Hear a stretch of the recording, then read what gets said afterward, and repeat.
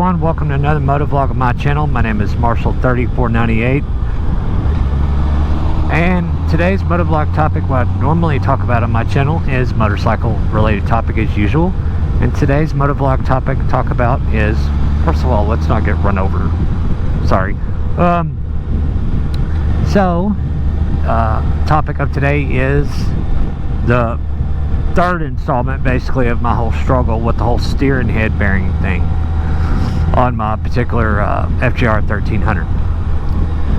So backlog is, if some of you haven't watched this and you're searching on stuff for FJRs, I don't know, I forget the mileage it was, but I bought this bike used, and the bike was very clean, never been laid down, no scratches to speak of.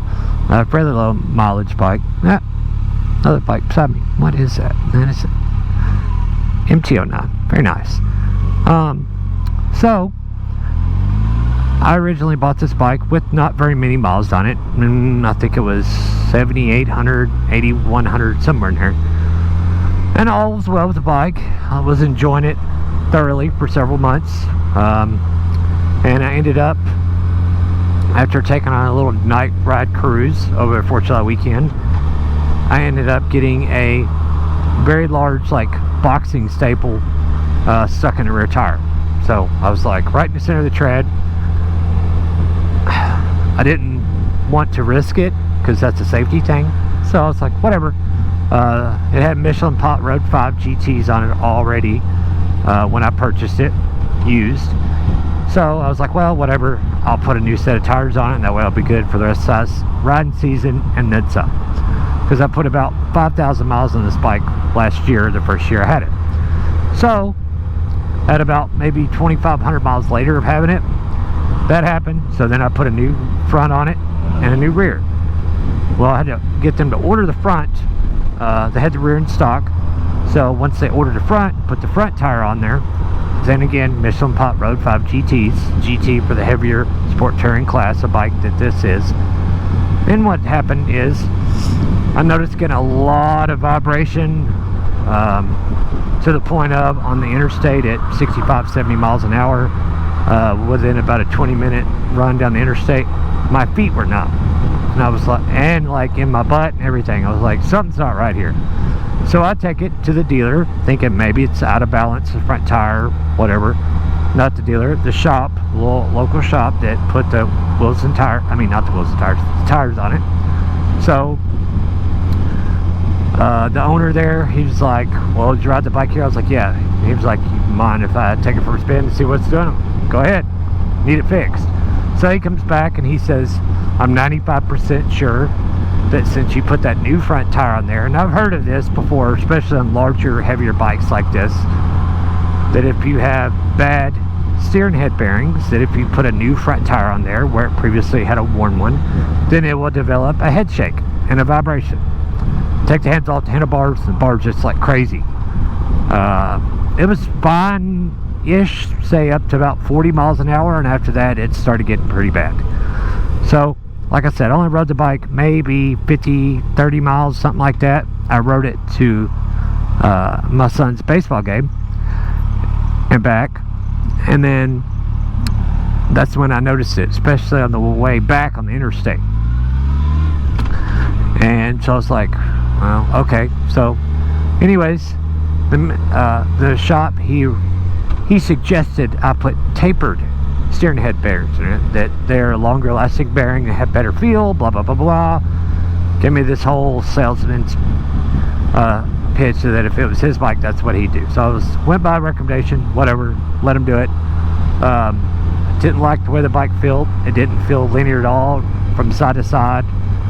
Felt really twitchy, and just like if you put any pressure on the bar, even if counter steering just barely, or just, I mainly noticed it like trying to hold a straight line above say 50-55 miles an hour, and it steered good on back roads. It was fun, back and forth, change of direction, but on an open highway, especially if it was really windy, it was pretty sketchy, and I was just uncomfortable with it, and I wasn't used to, you know, the bike that I put several thousand miles on it being that way. So I took it back. They adjusted the preload on the bearings, the tightness of it. They adjusted it once. It was better. They adjusted it again. It was a little better, but it was weird. But at first, it was really bad. So then I take it to Greenville Mountain Motorsports, a dealer. I get them to ride it.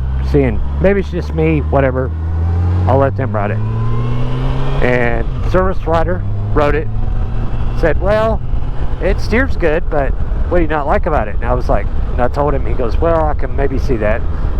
So they had their mechanic ride it. The mechanic rode it. They did the whole thing. We were supposed to put the bike up on the center stand and see how quick, with weight off the front end, see how quick the bars go back and forth with just very little input. And the mechanic's like, yeah, they're too tight. So they adjusted it.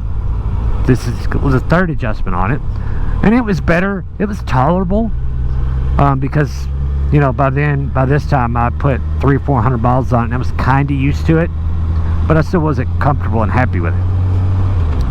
So then I decided to bite the bullet. I'm like, you know, I'm gonna have Greenville Mountain Motorsports, because I trust their mechanics and the service rider both, more than the other shop. It's just my preference.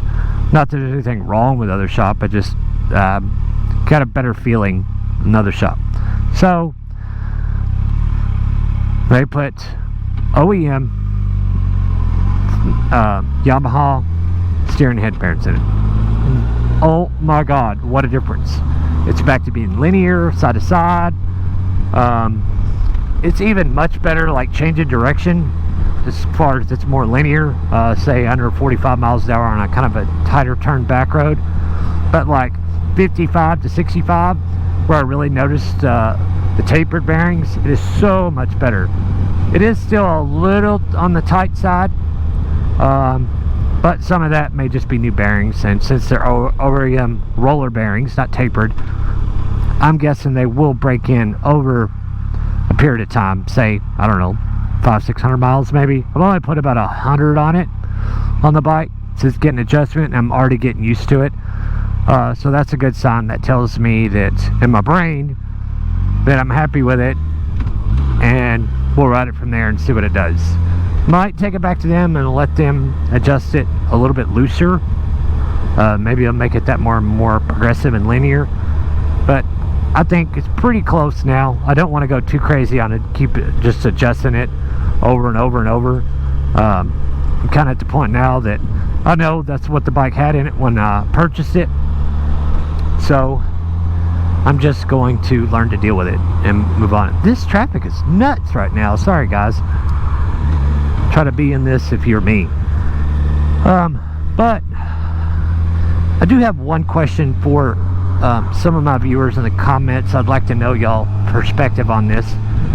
Why would a bike with only like 9,000 miles on it, well, at the time it probably, when it showed its ugly head, what it was doing after putting new tires on it, maybe with 11,000 miles on it, why would a bike with only 11,000 miles, why would the steering head bearings go bad that early? It just seems odd. My last bike had 20,000 miles on my FC6 when I sold it, and never even felt the need that they needed service or adjusting or anything. It's weird. I have heard that FJRs as a whole are really sensitive to that torque setting of the preload on the taper bearing. I mean, not on the taper, on the steering head bearing nut. Maybe it's just a characteristic of the bike, or maybe the previous owner knew they were going bad, so tightened them up. I don't know. I have no idea. It still, to this day, blows my mind. I can't figure out why it did that, but I learned a valuable mistake that cost me a little bit of money, not a lot, to never do that again. To never, ever, ever a bike, a street bike anyway, a dirt bike or something, that'd be different, but to never ever put anything in it than what comes with the factory, period. So I don't know guys, but that's all I got on today's motovlog topic. I'm just very happy that my bike is back to what it used to be, and it is a fantastic machine that I thoroughly enjoy.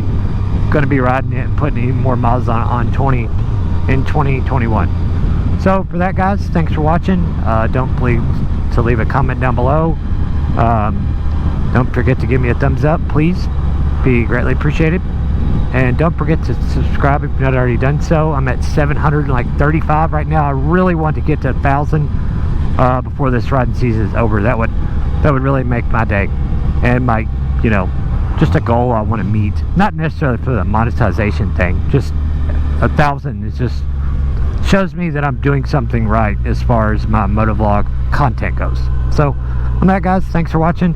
I'd say have fun. See you on the next one. See ya.